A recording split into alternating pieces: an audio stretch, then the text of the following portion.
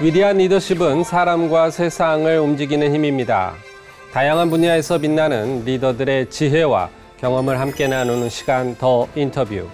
안녕하세요. 김웅철입니다.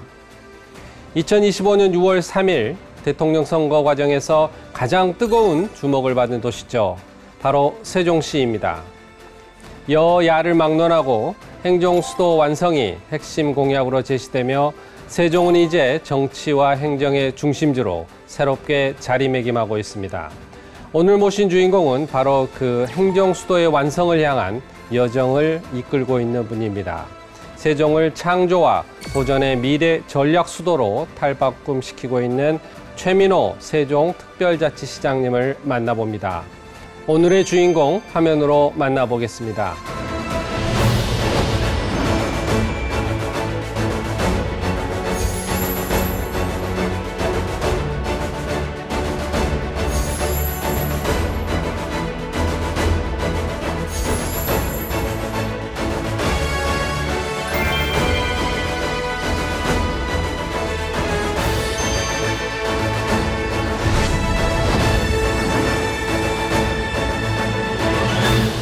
아유, 시장님, 바쁘신데 이렇게 먼 곳에서 와주셔서 너무 감사드립니다. 아이고, 초청해 주셔서 감사합니다.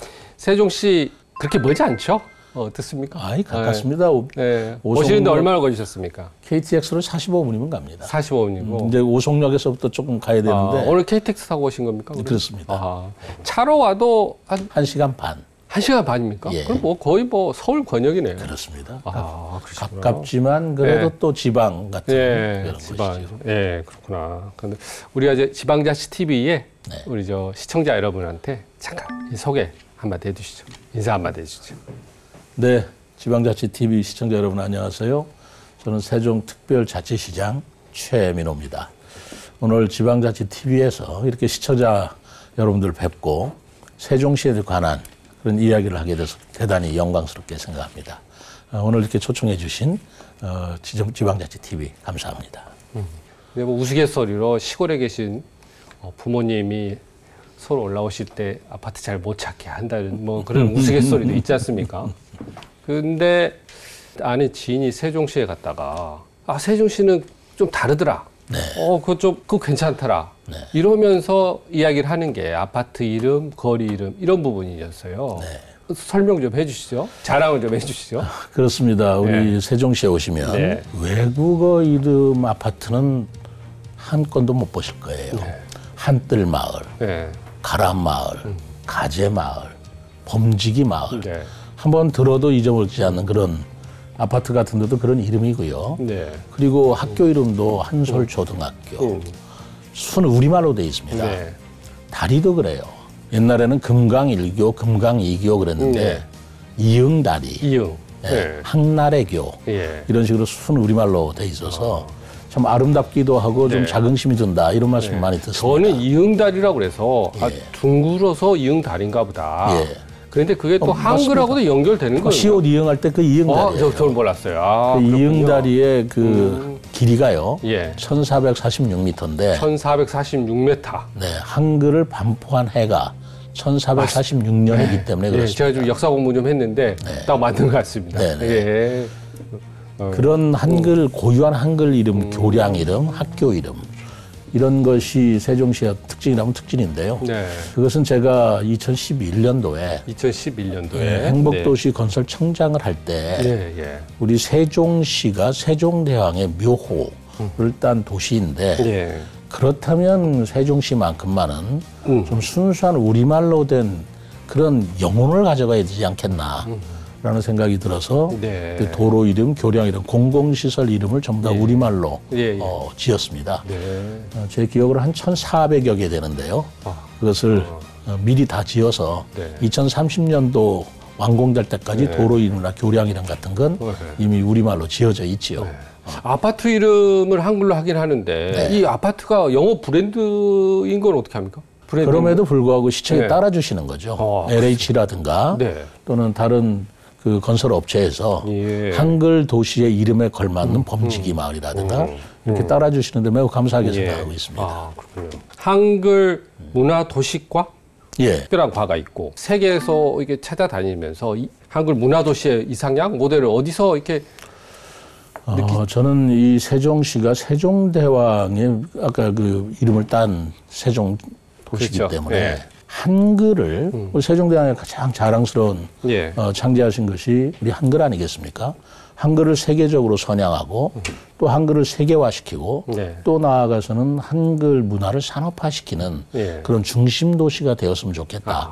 그래서 아까 그 과 이름이 뭐였죠? 한글 문화 도시과. 한글 문화도시과. 예, 올해 처음 생겼는데요. 올해 처음 만드셨군요. 그래서 작년에 저희들이 문체부에 문화도시를 지정을 합니다. 네, 전국에. 예. 근데 세종시는 한글 문화도시로 한글 문화. 지정을 받았어요. 네, 예. 그래서 예산도 많이 지원을 받고 하는데 네. 한글 문화도시로 작년 연말에 지정을 받았기 때문에 제가 올해 한글 문화도시과를 만들어서 네. 바로 세종시를 그런 한글 문화를 체험하고 배우고 또 전파시키는 그런 중심 도시로 만들려고 한글 문화도시과라고 만들었죠. 네. 거기서 한글 문화도시과를 중심으로 어떤 일들을 지금 하고 계십니까?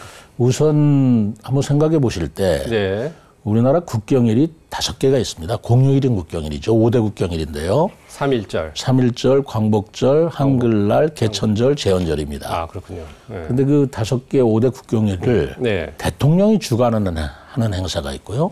총리가 주관하는 행사가 있고 또 하나는 국회의장이 주관하는 행사가 있어요. 네. 3.1절하고 광복절은 대통령이 주관을 합니다. 네. 그리고 개천절하고 한글날은 국무총리가 주관을 하는 행사고. 그게 정해져 있는 건가요? 그게 정해져 있습니다. 그 제헌절은 국회의장이 주관을 해요. 근데 저는 뭐 예전부터 그렇게 해왔기 때문에. 제헌절이야 뭐 헌법 관련 이러니까 국회의장이 하는 좀 이렇게 맞고요. 이해가 가는데. 네. 네. 근데 저는 이제 바꿔야 된다고 생각하고 있습니다. 어떤 부분을? 광복절이나 3.1절도 대통령 하시는 거 좋지만 이제 우리가 미래를 볼 때 네. 언제까지 일제시대 때의 그 독립운동, 네. 해방 네. 이것을 대통령이 기념하는 그런 행사로서 언제까지 갈 거냐. 그거는 굉장히 중요한 일이기도 하지만 그러나 네. 미래를 볼 때 또 한국의 문화라는 걸 생각해 볼 때 한글날이야말로 전 세계에 없는 전 세계에 이런 국경일은 있을 수가 없죠. 없죠. 그런 국경일로서 가장 먼저 내세워야 할 국경일 아닌가.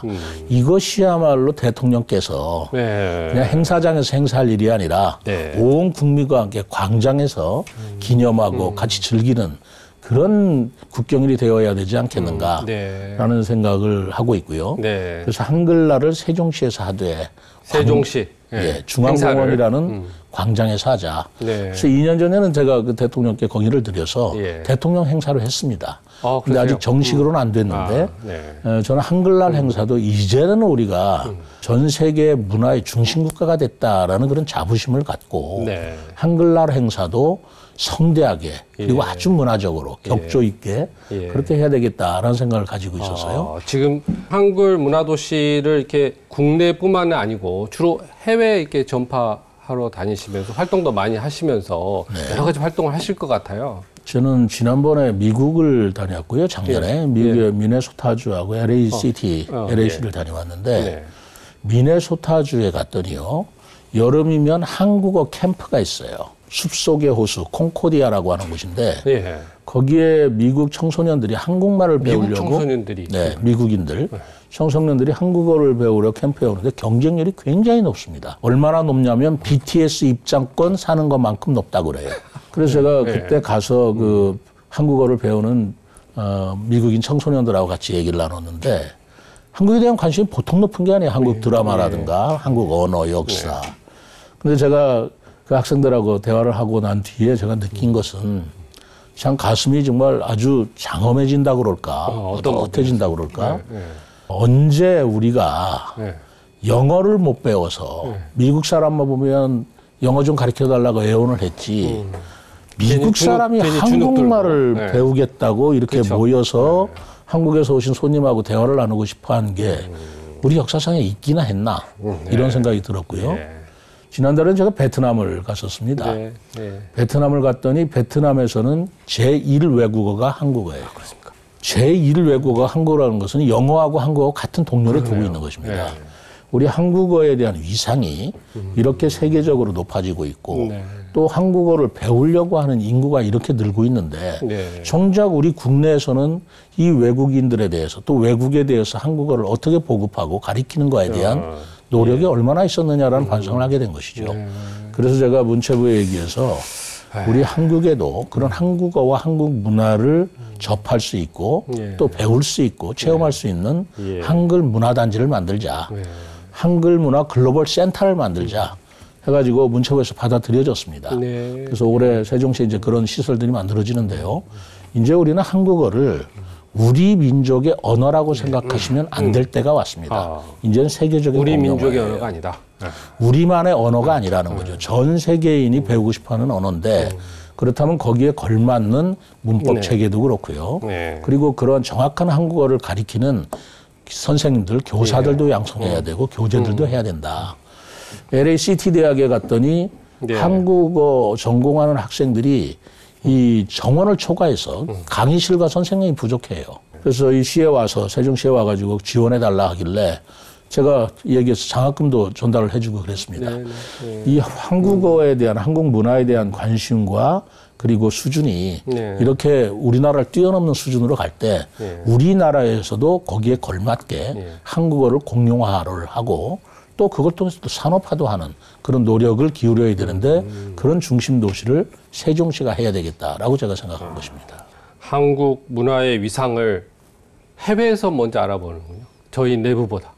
네. 말은 많이 들었지만 네. 해외에 가면 정말 실감이 됩니다. 예, 그런 것 같습니다. 한글 문화도시 세종. 세종 이꼬르 한글 문화도시. 거기에 열심히 뛰시고 계시는 게 진정성이 느껴집니다. 예. 시장님, 저희들이 네. 인터뷰할 때 핵심 코너인데 시장님의 인생 여정을 사진으로 인생 컷으로 이게 보면서 이야기하는 코너가 있습니다. 쉬어가는 코너에서 무슨 사진을 픽을 하셨는지 네. 보겠습니다. 네, 첫 번째 사진 보시죠. 아이고. 저기가 가운데가 우리 시장님이시죠? 제가 24살 때네요. 24살? 네. 저 무슨 상자가 들고 계십니까? 저기 뭐 행정고시 합격증서 같습니다. 행정고시 합격증서. 부모님이시고. 네. 부모님 모시고 지금은 없어졌습니다.마는 네. 서울의 중앙청에서. 중앙청이 지금 광화문인데 거기. 없어졌죠. 없어졌군요. 네.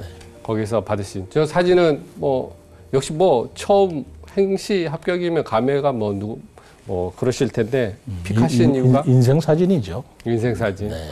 인생의 최애 사진입니까? 최고의? 하나만 고르라면? 그렇다고는 할 수 없지만 네. 저 사진 또 저걸로 인해서 제가 공직자라는 제 인생이 결정된 거 아니겠습니까? 네. 저 행정고시를 합격하지 않았다면 제가 어떤 직업을 가졌을지 모르죠.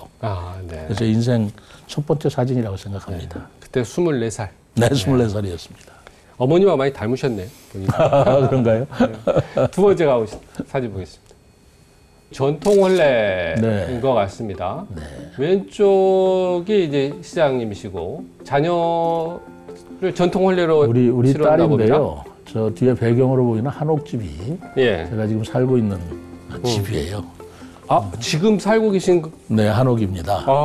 빌려서 하신 게 아니고요. 아니고요. 전통 혼례를 집에서 그 결혼을 할 때 물론 요즘에는 예식장에서 많이 합니다만 저는 우리 딸한테 전통 혼례를 한번 권하고 싶었어요. 그 전통 혼례를 우리가 잘 모르고 그 의미를 못 새기고 있는데 전통 혼례만큼 양가가 서로 상대방을 존중하고 그리고 가족들을 아끼고 사랑하고 하는 그런 것들이 다른 혼례식에서는 정말 느껴보지 못했다. 서양의 혼례식에서는 그런 생각이 들어서 제가 전통 혼례를 했는데요. 예를 들어서 전통 혼례 복장의 신랑은 그 관복입니다. 영의정이 입는 옷이에요. 영의정. 그리고 신부가 입는 것은 왕비가 입는 옷입니다. 그럼 신랑 신부를 영의정과 왕비로 이렇게 또 옷을 입혔다고 하는 건데 그래서 그날은 설사 노비라 하더라도 저 관복을 입고 혼례식에 나타나면 말 타고 나타나면 고을원님도 말을 내려야 돼요. 영의정이 오시니까 그 신랑 신부를 얼마나 귀하게 대접하고 정말 영광스럽게 여겨주고 축복했는가. 거기서 또 읽혀지지 않습니까? 뭐 거기서 또 쭉 시작해서 그 스토리가 정말 뭐 1시간 정도 갖고 부족할 정도의 스토리가 있어서 제 딸은 이렇게 전통훈련을 결합을 시켰죠. 어땠습니까? 해보시니까. 우리 딸은 지금도 전통훈련 힘들었는데 하루 종일 하니까요. 하루 종일 합니까? 예, 하루 종일 했습니다. 전통훈련은 하루 종일 해요. 오시는 하객들도 하루 종일 같이 있어야 되는 거예요? 하객들도 아침에 왔다 가시다 또 오시고 잔치국수 드시러 저녁 때도 오시고. 예전에 했던 전통훈련에 요즘 그렇습니다. 약식 전통훈련도 많이 있거든요. 저는 예전 그대로 했고요. 마을 사람들이 돼지고기 삶고 그리고 그 산에 올라가서 온나무니 엄나무니 따다가 잔치국수 만들어 주시고 그리고 온 마을 잔치로 했어요. 아, 그렇군요. 그런 전통훈련다운 전통훈련을 해봤는데 우리 딸은 지금도 부모님이 자기한테 주신 최고 좋은 선물 중에 하나다 이렇게 생각하고 있죠. 아, 그렇습니까? 언제 그 전통훈련 관련한 이야기는 따로 한번 모셔가지고 아까 1시간도 부족하시다고 그러셔서 따로 한번 아주 재밌을 것 같습니다. 그렇습니다. 세 번째 사진 보겠습니다. 이거 시장 취임식 된 것 같습니다. 그렇군요. 제가 2022년도 7월 1일인데요. 다른 데는 지방자치가 8대입니다. 95년도부터 하는데 저희들은 4대예요. 저희들은 2012년도에 초대 시장이에요. 네, 2012년. 4대 시장인데 제 인생 사진이라고 하는 것은 저는 아까 행정고시를 하고 쭉 공직자의 길을 걸었습니다만 전날부터 제가 정치인이 된 것이죠. 저는 지방자치단체장은 지역 경영인이라고 저는 스스로 생각을 하고 있습니다만 어쨌든 제 인생에서는 굉장히 큰 모멘텀 내지는 변화가 생긴 날이죠. 감회가 어떠셨습니까? 저것도 사실은 처음에 해서 된 게 아니고 여러분 이제 낙선도 있고 도전을 통해 제가 2번 실패하고 10년 만에 된 거예요. 그 선거에 도전하지. 감회가 남달라셨을 것 같은데. 그렇죠. 뭐 시장이 되었기 때문에 세종시를 맡았다는 책임감 도 컸고요. 그리고 두 번째로는 제가 공직을 한 30여 년 했고 그리고 대학 교수도 거의 한 10년을 했고요. 그리고 해외 유학도 뭐 일본이다, 미국이다, 영국이다 이런 데서 해왔고 그런 여러 가지 경험을 제가 가지고 있는 모든 것을 이 세종시에 쏟아 부어서 세종시의 미래를 한번 열어보겠다라는 그런 포부, 그런 희망에 가득 찼던 때라고 생각합니다. 그 포부가 착착 진행이 되고 있죠? 열심히 하고 있습니다. 알겠습니다. 뒤에서 또 얘기하고. 원래 3컷만 저희들이 했는데 특별히 시장님은 4컷을 준비를 저희들이 그랬나요? 자, 4번째 인생 4컷이라고도 합니다만 뒤에 하버드 대학이 봅니다. 혹시 아드님이신가요? 저희 아들이 하버드 대학 졸업할 때 박사학위를 받을 사진인데요. 박사학위. 하버드 전공이 언제? 뭡니까? 요즘에 뜨고 있는 양자 컴퓨터 물리학입니다. 지금은 MIT의 물리학 교수로 있는데요. 그렇습니까? 뭐 뿌듯하시겠습니다. 제 인생 사진이라기보다는 우리 가족의 새로운 경지를 열어준 사진이라서 저기 들어간 것 같습니다. 요즘 하버드가 굉장히 이슈입니다. 뉴스에서 트럼프 대통령이 하버드를 압박하는 참 자기도 그것 때문에 하버드에 오는 연구비를 지금 잘렸다고 그러면서 대단히 불만이 많더군요. 인생 4컷 사진 잘 봤습니다. 아이고 감사합니다. 공직 생활하면서 이력이 잠깐 했었는데 하나 빠뜨린 거는 중요한 건데 이게 제일 중요할 수도 있어요. 키워드가 이 지방자치라고 할 수가 있어요. 제가 보니까 올해가 95년에 민선 지방자치가 시작돼서 올해 30주년입니다. 지방자치. 이렇게 이력을 보시면 굉장히 지방자치 관련해 가지고 상당히 뭐 핵심 부서에 많이 일을 하신 게 있어요. 그때 지방자치가 시작될 때 95년도에는 어떤 일을 하셨습니까? 제가 91년도에 그 일본으로 이 지방자치를 연구하러 제가 유학을 간 거였어요. 그러셨습니까? 그래 동경 유학이 그렇습니다. 그래서 일본 동경대학에서 바로 지방자치를 제가 공부를 해서 석사학위를 받았고요. 그리고 93년에 다시 그 당시에 내무부로 복귀를 해서 95년도에 지방자치 선거가 있습니다. 맞습니다. 민선. 그때까지 지방자치법을 만드는 그 부서에서 제가 일을 했습니다. 아, 그러면은 일본 유학이, 동경 유학이 그 지방자치의 틀을 우리나라의 법을 만들기 위해서 미리 가서 국가에서 공부해 오라라는 그렇습니다. 거였습니까? 제가 지방자치 기획단에서 지방자치를 일을 하다가 우리가 이제 해보지 않았지만 외국의 사례를 근데 일본이 우리하고 굉장히 그 제도적으로 근접합니다. 맞습니다. 그래서 가장 근접한 일본에 가서 공부를 해야 되겠다 해서 그때부터 일본어를 시작해서 유학 시험을 합격하고 그 일본에 가서 공부를 해서 이제 돌아왔죠. 그래서 이제 지방자치 하기 전까지 제가 지방자치 제도 연구를 했고요. 그리고 지방자치법을 그때 전면 개정이라고 했을 때인데 그때 지방자치법을 만들었던 그런 지방자치 기획단에 제가 멤버였습니다. 그러니까 지방자치법이 어떻게 만들어졌고 어떤 내용인지는 아마 가장 소상하게 아는 사람 몇 사람 안 되는 한 중일 겁니다. 그 법에 의해서 선거가 됐고 지방의회가 운영이 되고 하는 것들을 저희들이 다 그때 일을 했죠. 지금 보면 제대로 실현이 됐습니까?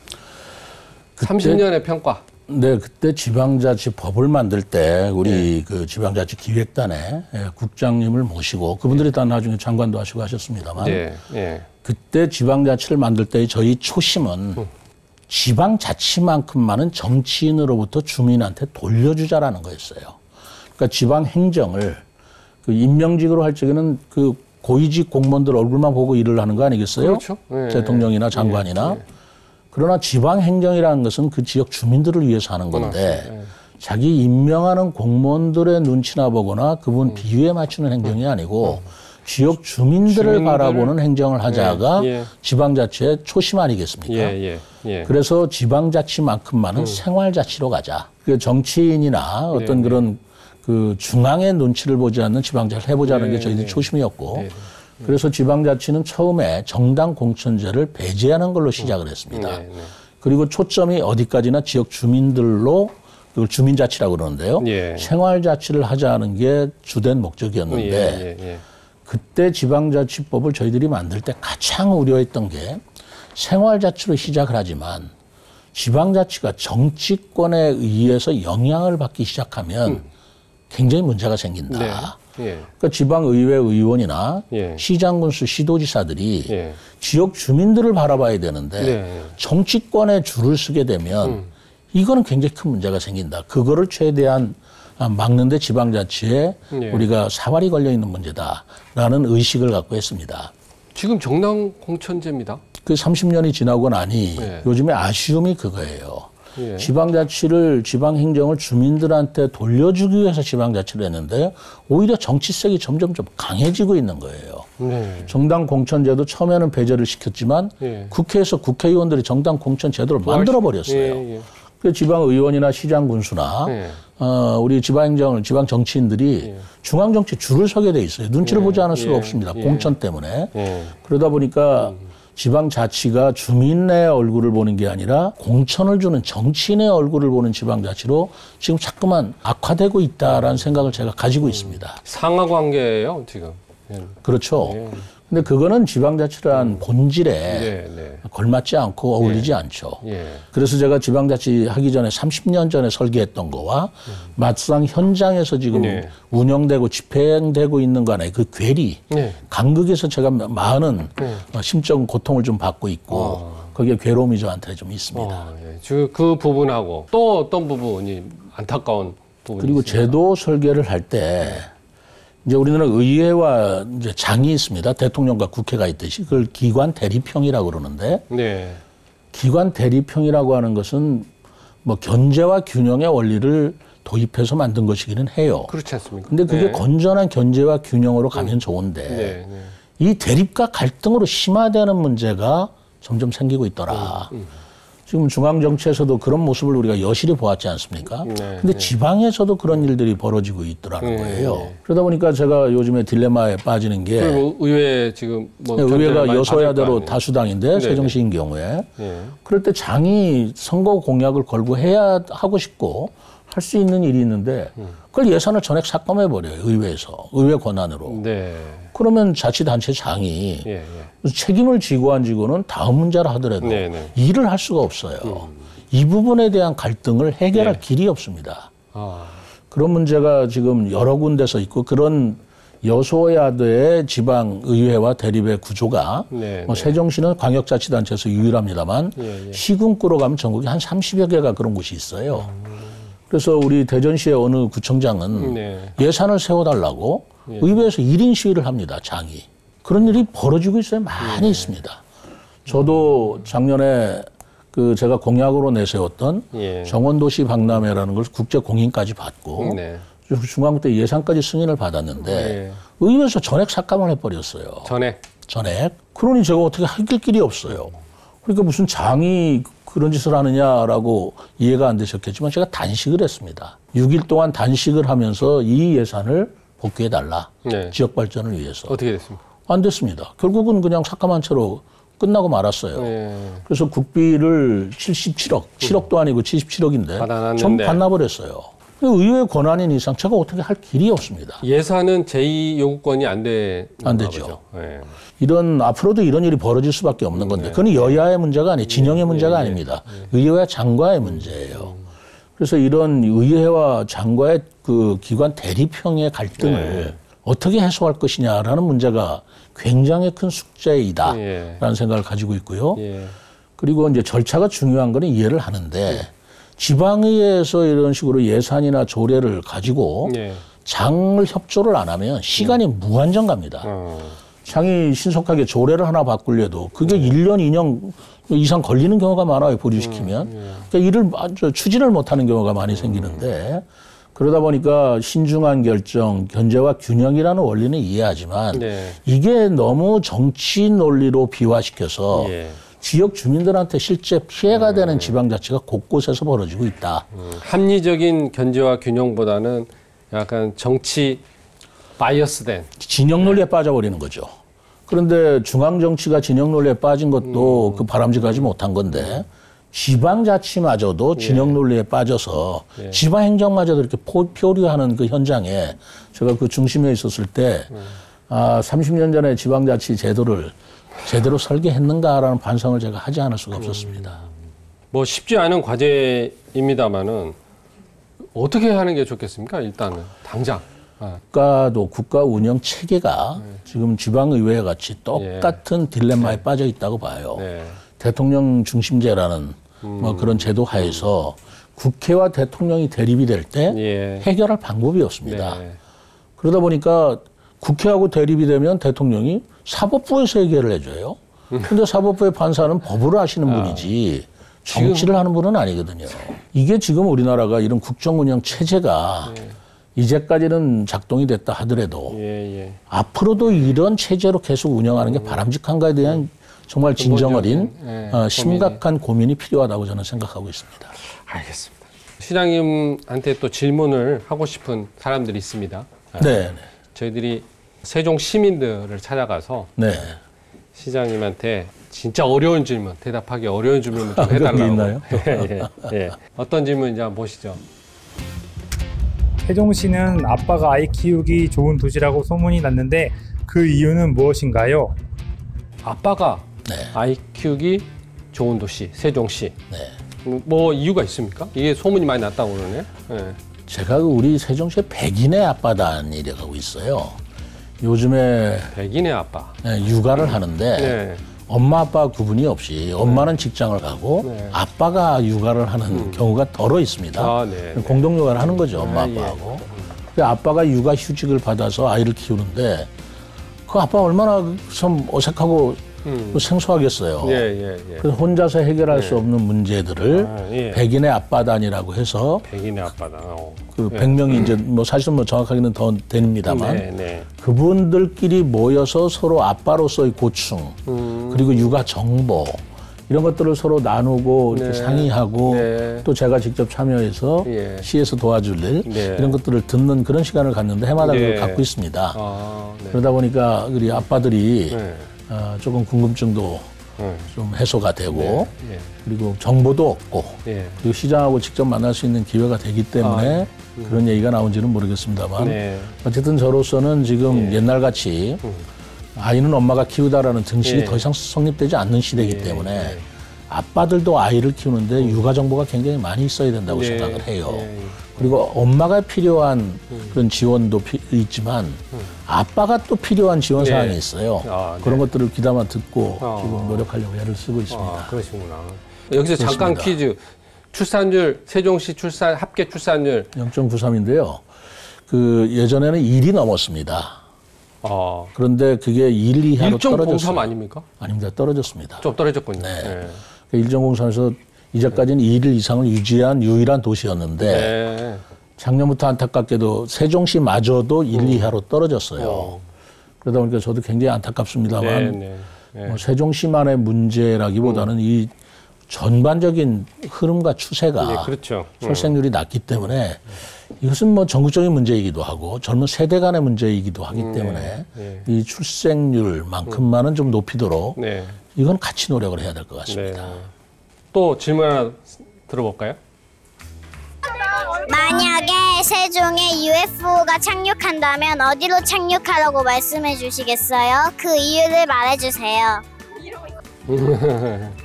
UFO가 온답니다. UFO요? 어디에 착륙시키시고? 만약에 이제 세종시를 처음 찾아오시는 분이 있으면 저는 맨 처음에 베어트리 파크라고 하는 그 수목원이 있습니다. 그거는 베어트리 파크. 베어트리 파크. 거기는 뭐 사설 수목원인데요. 거기에 로댕에 생각하는 사람 조각 진품이 있습니다. 아, 그렇습니까? 아마 그 진품이 있는 거 아시는 분은 별로 없는 것 같아요. 처음 들었습니다. 프랑스 사람도 로댕에 생각하는 사람 진품을 여기 와서 처음 봤다라고 하는 분이 있고요. 그리고 제가 왜 거기를 추천하면 꼭 그것뿐만이 아니고 거기에 정말 아름다운 정원이 있습니다.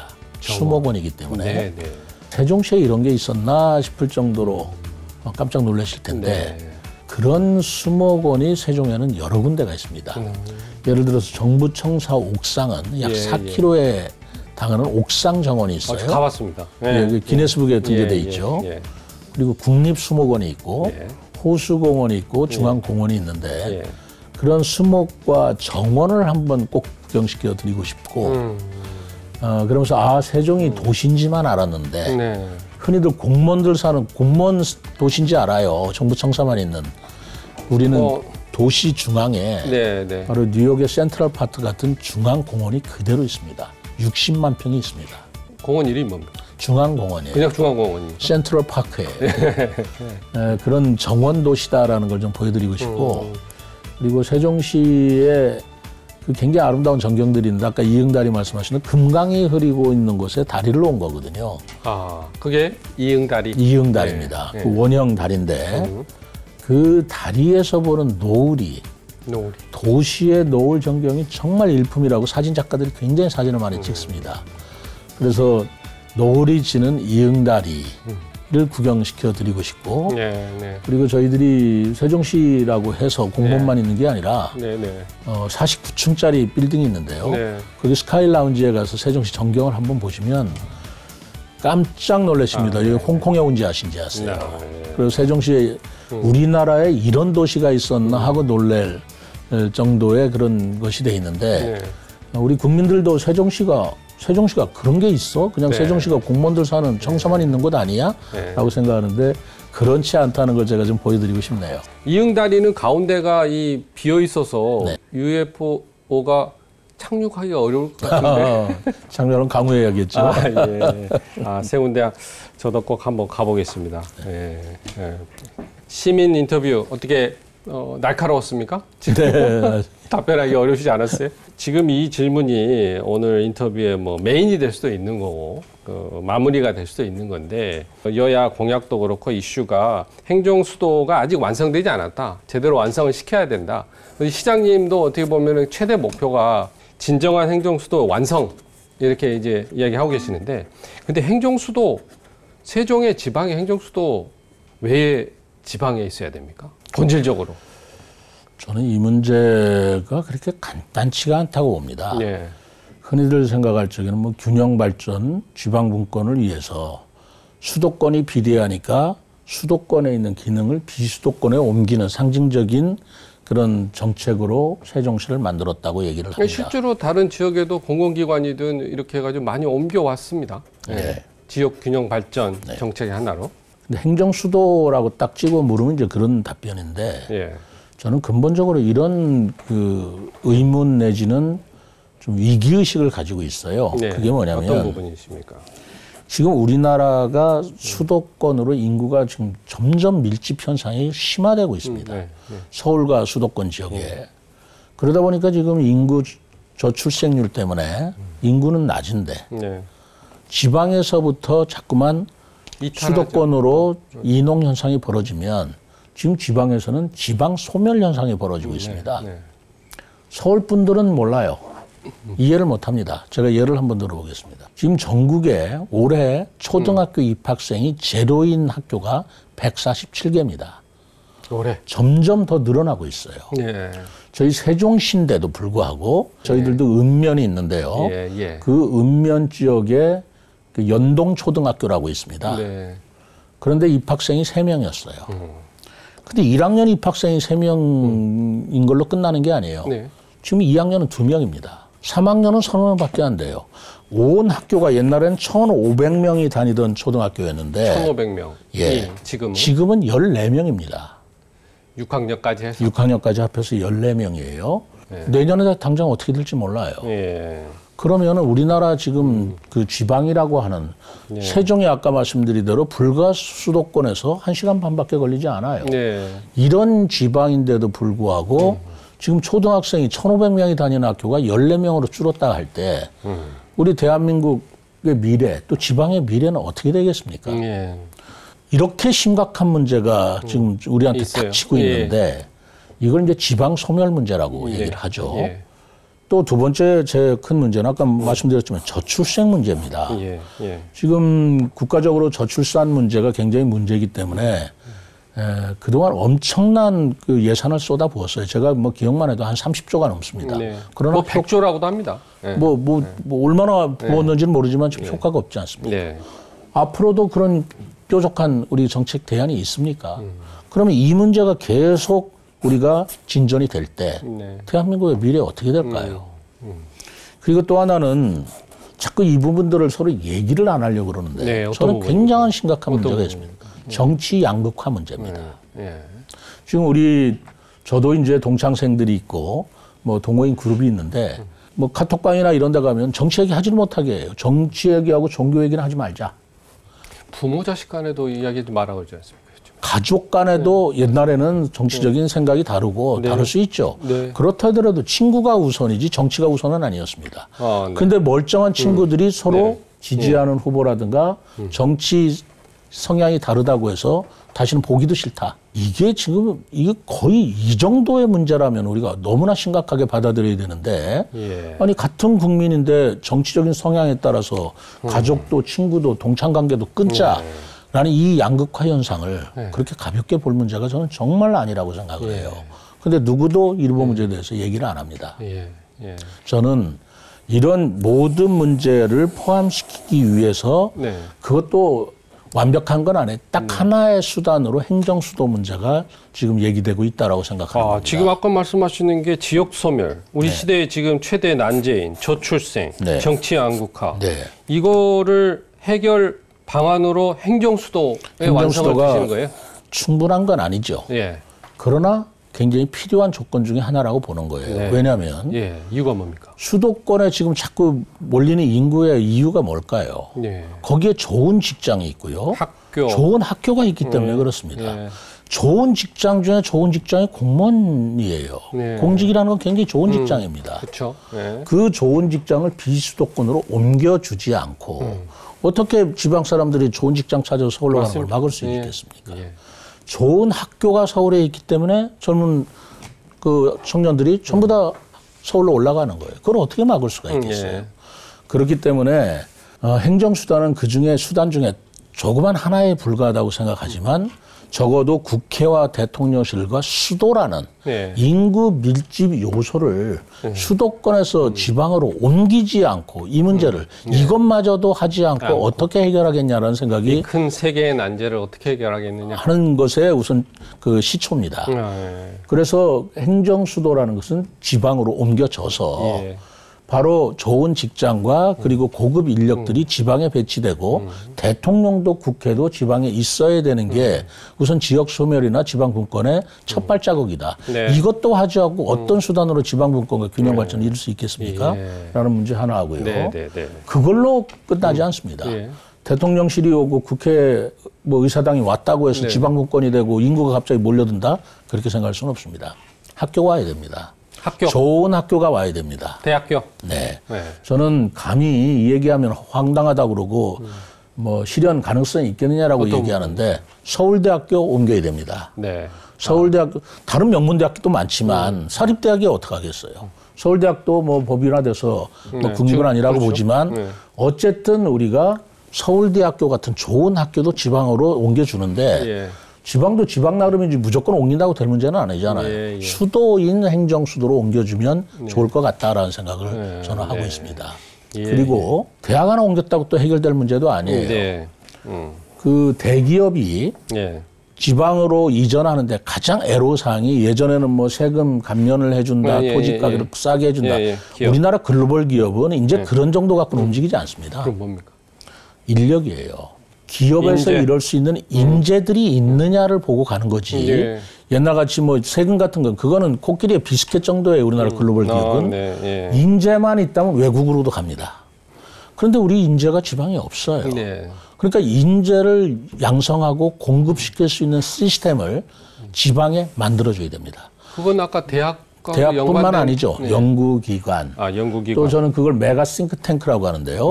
네. 세종시가 거기에 최적합진 그 지역으로 저는 보고 있어요. 왜 그러냐면 네. 대덕연구단지가 바로 있죠. 예. 그리고 우리나라 싱크탱크 국책연구단지 16개가 다 세종시에 와 있죠. 그리고 카이스트라는 좋은 대학이 있죠. 예. 중의원 가속기 과학 비즈니스 벨트라는 게 바로 세종시에 있죠. 네. 저는 세종시를 고집하는 거 아닙니다. 네. 적어도 지방의 중부권 정도의 가장 중심권에 그런 인구 공급 체계가 있어야 네. 그 인구들을 수도권이다 아니면 그 충청 이남의 지역도 네. 공급할 수 있는 시스템을 만들어주지 않으면 우리나라 어떻게 이 문제를 해결할 수 있겠느냐라는 생각을 하게 된다는 겁니다. 네. 그리고 또 하나 문제는 이제 이 문제도 과감하게 우리가 생각할 때가 됐어요. 우리나라 젊은이들이 아이를 낳는 것도 한계가 있을 거라고 봐요. 네. 아마 예전보다는 조금 더 나올 수는 있겠지만 옛날같이 6명, 7명은 안 나올 거라고 봅니다. 그렇죠. 예. 그러면 이 저출생 문제 어떻게 할 것이냐.